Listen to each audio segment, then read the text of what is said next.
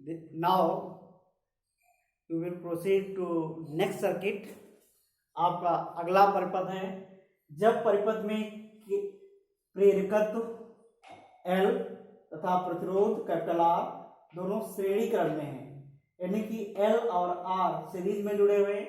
When circuit contains an inductor in inductance capital L and resistance capital R both in series, this type of circuit is called LR circuit। याद रखिए इसका नाम होगा LR circuit या LR परिपथ, क्योंकि इसमें L और R सीरीज में जुड़े हुए, तो शॉर्टकट में इसका नाम LR परिपथ भी है।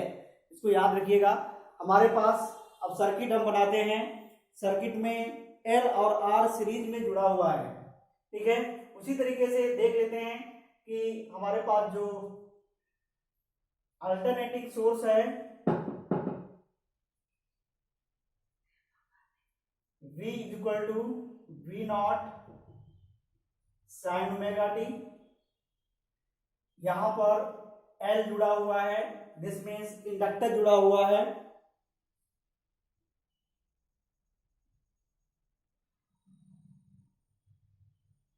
ओके। उसी के सीरीज में R जुड़ा हुआ है। सर्किट में दो चीजें जुड़ी हुई है, L और R जुड़ा हुआ है। This is L and this is R। Inductance, inductor and resistor. Inductor have inductance L and resistor have resistance capital R। आपको पता है जब भी हम इस पर पोटेंशियल अप्लाई करेंगे V equal to V naught sine omega t, ये सीरीज में सेम करंट फ्लो होगी, लेकिन यहां पर पोटेंशियल कुछ और होगा, इसके इंडक्टर के एंड पर पोटेंशियल कुछ और होगा और रेजिस्टेंस के एंड्स का पोटेंशियल कुछ और होगा। इंडक्टर जो होता है, इंडक्टर के एंड्स के पोटेंशियल को हम VL लिख लेते हैं, L for self inductance, okay. And resistance के एंड्स के पोटेंशियल को हम VR लिख लेते हैं, इसको याद रखिएगा। इसके बाद इसका अगर हम फेजर डायग्राम बनाएं तो फेजर डायग्राम में आपको एक चीज याद रखनी पड़ेगी, क्या?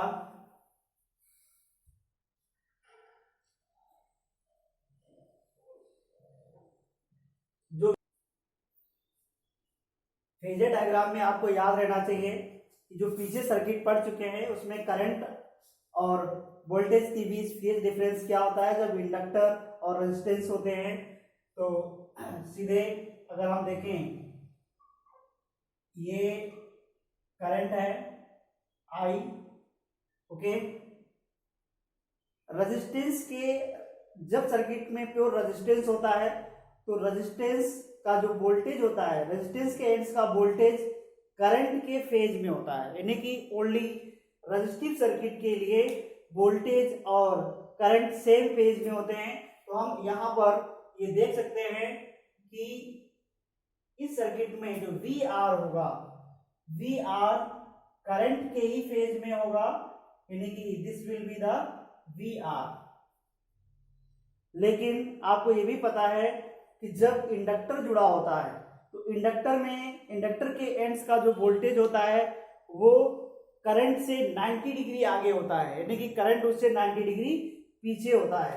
तो यहां पर हम जो VL लेंगे, VL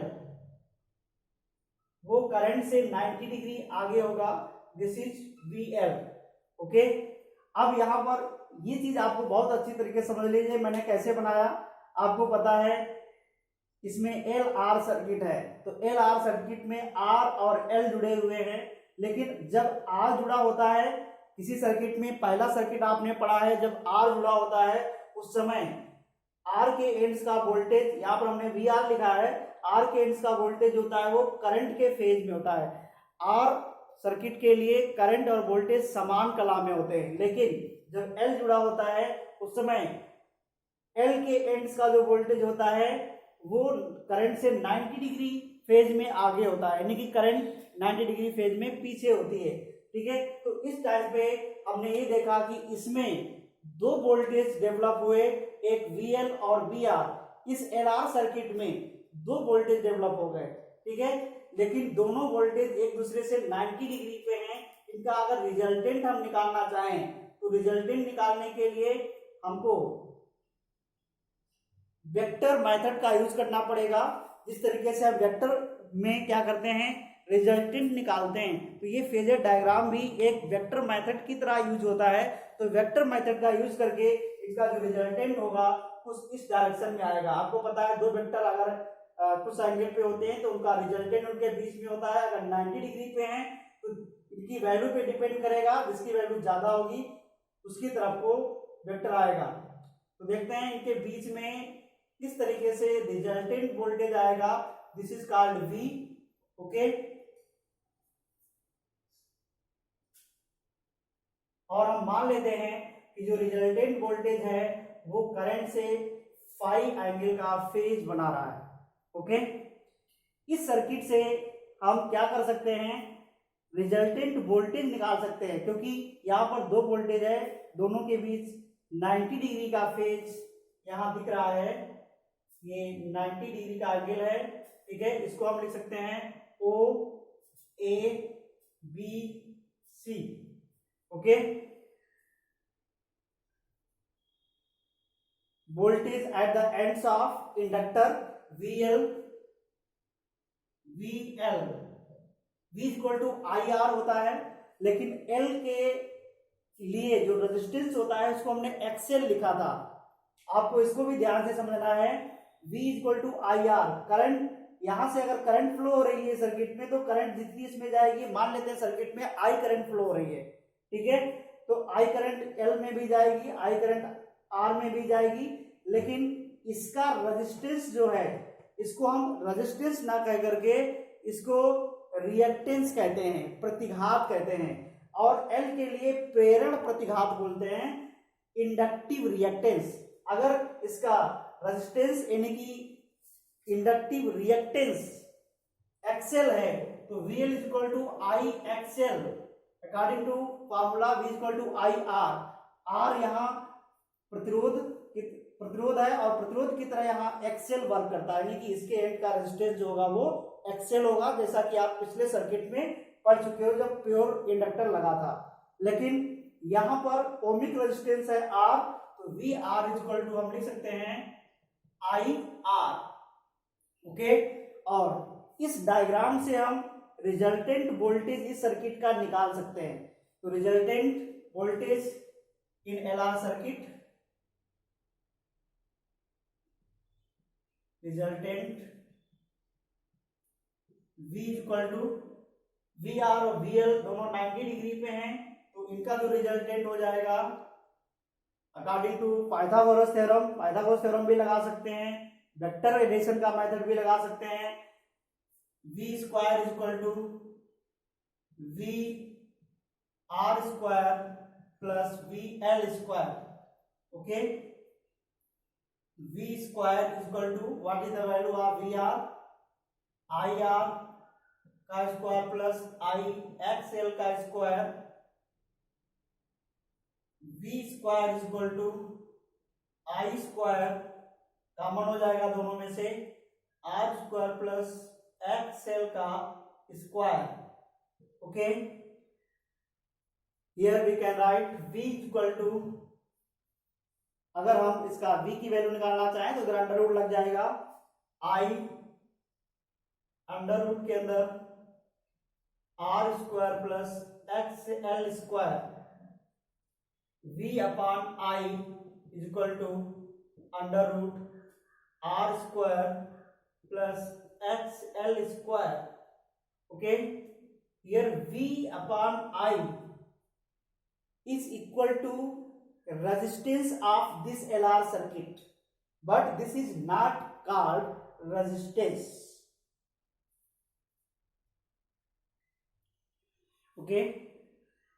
This is not called resistance, but we have like a resistance of the circuit. This is called impedance, okay। Word याद रखिए,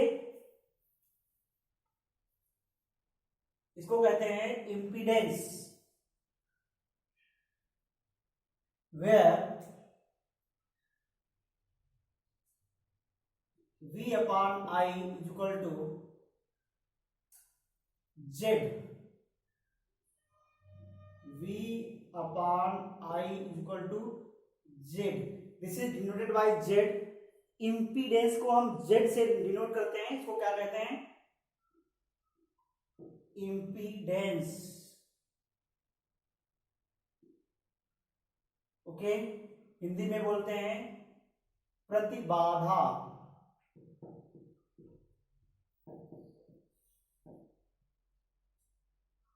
इम्पीडेंस या प्रतिबाधा। In L R circuit this is V upon I, notation is Z. Okay, so Z is equal to, from here Z is equal to under root R square plus XL square। Very important formula, आपको इस फार्मूले को याद रखना है। Okay, here we can write the value of XL. XL is equal to omega L, then Z will be equal to R square plus omega L का whole square. Okay, ये भी सर्किट का प्रतिरोध है, तो इसका भी ओम प्रतिरोध मात्रक जो होगा ओम होगा, क्योंकि ये भी सर्किट के प्रतिरोध की तरह कार्य करता है, लेकिन इसको हम प्रतिरोध ना कह करके प्रतिबाधा कहते हैं, लेकिन इसकी भी यूनिट जो होगी वो ओम होगी। इसके बाद आपको निकालना है फेज डिफरेंस। जो भी फिगर आपने बनाया था यहाँ पे इस तरीके से, ये आपका वी आर था और ये आपका वी एल था, ये आपका वी था, लेकिन ये एंगल फेज डिफरेंस फाई था। तो यहाँ से tan फाई अगर आपको निकालना हो, tan phi is equal to this will be V L phase difference, phase difference tan phi is equal to VL upon R, tan theta is equal to this and this, VL upon R, VL upon VR। Okay, लंब बटे आधा, VL upon VR, then tan phi is equal to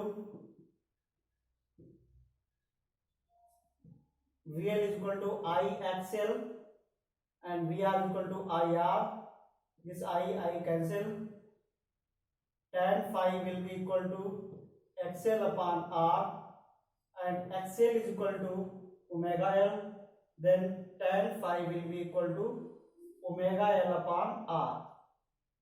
okay, omega L upon R, where omega XL हमने जो put किया है वो omega L के equal रखा है। ये जो आपने फेज डिफरेंस निकाला है ये रिजल्टेंट वोल्टेज और करंट के बीच है। Phase difference between V and I, V और I के बीच का ये फेज डिफरेंस है रिजल्टेंट वोल्टेज और करंट के। एक चीज इसमें आपको और ध्यान रखनी है, जो प्रतिबाधा है, प्रतिबाधा का जो व्युत्क्रम होता है उसको हम एडमिटेंस या प्रवेशिता कहते हैं। इसे याद रखिएगा, फार्मूला हम नहीं लिख रहे हैं, इसी का उल्टा 1/z हो जाएगा। 1/z को एडमिटेंस या प्रवेशिता हिंदी में बोलते हैं। ओके,